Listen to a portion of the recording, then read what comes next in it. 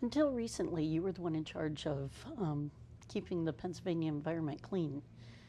My family and I have a dairy farm in Susquehanna County, and we watched the Gasland movie. And should we have some concerns about this natural gas stuff?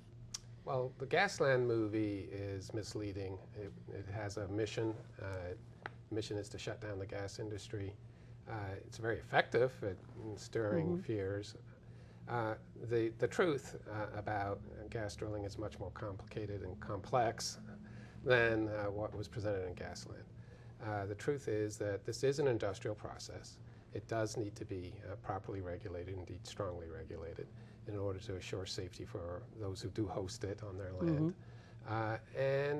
The truth is that gas itself is a much cleaner burning fuel than coal or oil, which are our two main alternatives. I'm afraid there are some in the gas industry who say there's no problems whatsoever associated with gas drilling, and then there are some like Josh Fox, who did Gasland, who says it's one unending nightmare. The truth is actually neither of those two propositions. Not too surprisingly, there are some problems, but they can be managed. They can be dealt with through good regulation and, very importantly, good operations by the gas drilling companies. So we're slated to have several wells put on our property, and natural gas is here for the long haul. It's not a fluke. Well, natural gas, because of the shale development, is most certainly here for the long haul, and it is not a fluke at all. The supplies are enormous. They are a very new, game-changing, even revolutionary development in the energy business. They are bringing significantly lower prices to consumers for natural gas. 51% of households use natural gas to heat or to otherwise power their home. And had they been paying the prices for natural gas that were in place in 2008, they would be paying probably about $800 more per year. The reason why they're not paying that $800 more per year is because of the shale gas revolution. These huge new supplies and now the significant production from shale gas has helped to lower the price to consumers. And for average families, that $800 in savings just from a natural gas bill is huge. A typical family in Pennsylvania has a pre-tax income of about $49,000. So you're talking a lot of money. Natural gas also is used to make electricity. And that's actually a good thing because it's a much cleaner burning fuel than coal. And the price of the fuel going into a natural gas plant then impacts significantly the price of electricity. And we've calculated here in Pennsylvania that the lower natural gas prices as a result of the shale supplies and production save consumers another $500 a year. So there's been a big consumer savings. I think the concern is appropriate to one extent. We do need to do this in a way that minimizes damage to the environment. And you can't do any industrial process and have zero impact on the environment. If that's the standard, there's going to be no coal, no oil, no natural gas, and no wind, no solar, nothing. So what we have to do is to, in fact, minimize the impacts. And I've been a loud voice to urge this industry to take seriously its responsibility, either under the law or its moral responsibility, to do natural gas drilling excellently. And you're a teacher, and you know there's some very good teachers, and there maybe not some so good teachers. It's very important when we have natural gas drilling done that it be done excellently.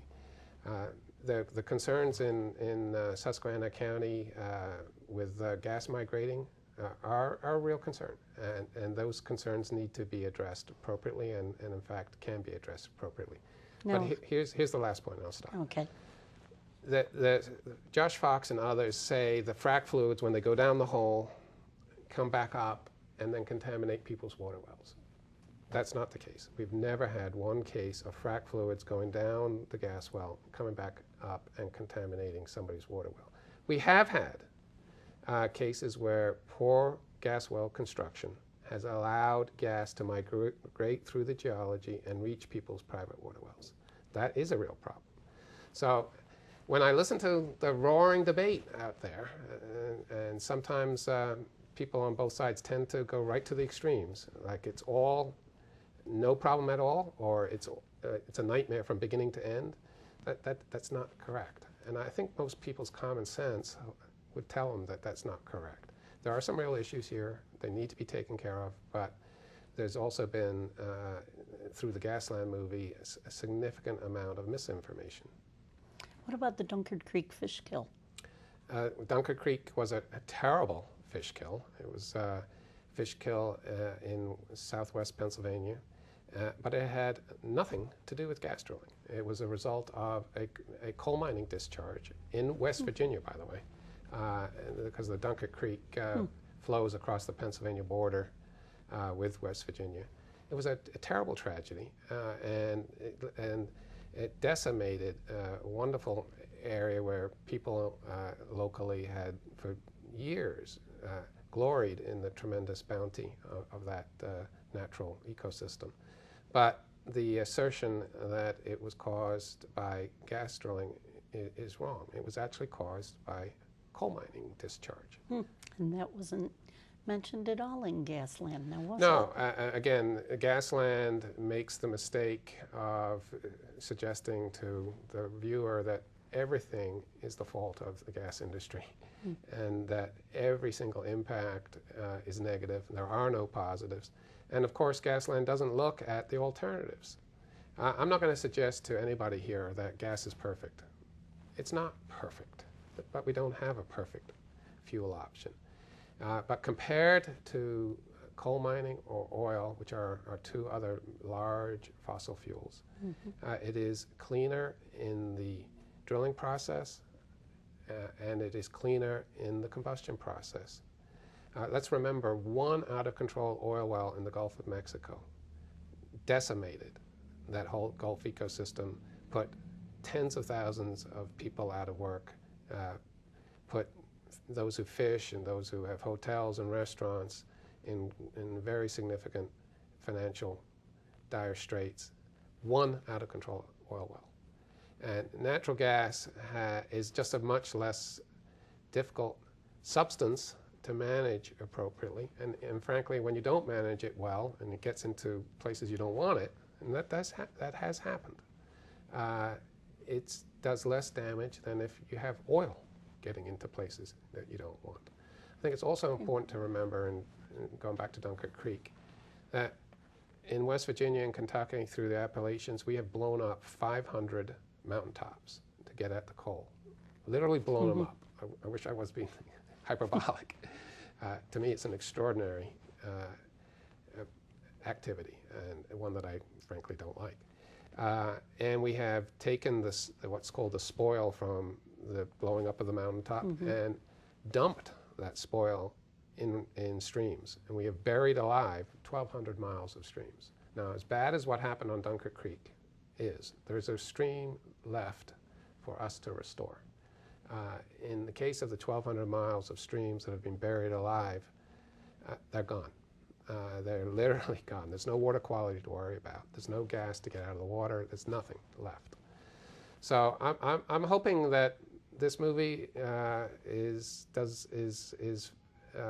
offers the real truth to people, because it will fail if it just becomes an industry equivalent of Gasland. You know, the public is tired of these polar opposite presentations. They want the truth. And I think the public's actually able to handle the truth about this. And landowners who have drilling on their property need the truth. Definitely. There are some risks. It's not, you're getting paid for a reason. There are risks. They are manageable. When things go wrong, the company must clean up and deal with them if they do go wrong. If gas does migrate from a nearby gas well to somebody's water well, there are things that can be done to get it out. as long as the companies have been responsible and not just lawyering up and denying that they have something to fix and make right, this can work. We get into trouble, frankly, when sometimes corporations do the equivalent of Josh Fox in this, and sort of go to the other extreme and start saying, not me, not us, we're perfect. Josh's presentation is sort of the equivalent of gas is terrible, and there's nothing good to say about it. That kind of discussion between those two points of view is not the truth. I wish we lived maybe 50 years from now. We wouldn't have to use coal or oil or perhaps even natural gas. But in this moment in time, natural gas is a better option than our coal and oil alternatives. Well, I love wind and solar. I'm a huge proponent of wind and solar, and I'm very proud of the role I've played in developing wind and solar in Pennsylvania. We have actually now 16 operating wind farms in the state. We have over 4,000 solar facilities in the state. They are an emerging, growing, important technology. But at this juncture in their development, there's just no way they can, in fact, provide all the power we need each and every day. You don't have to be anti-wind and solar to be pro-gas. You can be both, and I am. I'm for developing gas, and I'm for moving forward with wind and solar. Those are all cleaner options than, frankly, coal and oil, and that's a good thing to be doing. But I have to also tell my friends in the renewable community that if we were today to say no to gas, then we would be saying tomorrow yes to a whole lot more coal and oil.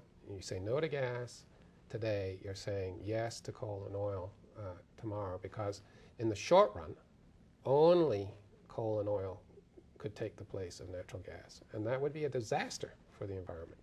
Putting aside the economic benefits from natural gas that we talked about to consumers, putting aside the leases and the royalty checks and the jobs in the industry, all of which are very important to me, it would be a disaster for the environment today were we to say no to gas. A total disaster for the environment. On this important question of regulation, this is the middle ground as far as I'm concerned. Again, there are some in the industry for whom the word regulation is a very bad word. And there are some, like Josh Fox, who insist the industry's got supposedly what it wants, which is no regulation. That again is just not the truth. The truth of the matter is, at least here in Pennsylvania, we have upgraded and strengthened our rules and regulations across the board, starting in 2008 when the Marcellus development began in a serious manner. We've passed 4 separate regulatory packages to ensure that the rules on paper are strong. We passed a rule governing what must be done when a driller withdraws water from our streams to make sure that those withdrawals do not impact the water stream. We passed a rule governing the disposal of wastewater to make sure that wastewater from drilling operations would not damage our drinking water. That rule was supported by the drinking water companies of Pennsylvania and every environmental group. It's a very strong rule to protect our drinking water. We passed a rule strengthening the design of gas wells, the construction of gas wells, and the materials used in gas wells to get our arms around a real problem, which is the gas migration problem, to limit the number of cases of gas migration. And I should say that we've had gas migration from gas wells for decades in Pennsylvania. And you know that we've had a gas drilling industry in Pennsylvania for a very long time. And we've had gas migrate from poorly constructed gas wells well before we ever had the first Marcellus well. So now is the time to take that problem seriously. And we did that by strengthening the Pennsylvania rule on that. And last but not least, we passed a rule that requires a 150-foot buffer from all development, not just gas drilling, but from any kind of development for our high-quality streams in Pennsylvania. These are our very best streams. There's over 22,000 miles that have this high-quality designation. It's a quarter of all of Pennsylvania streams.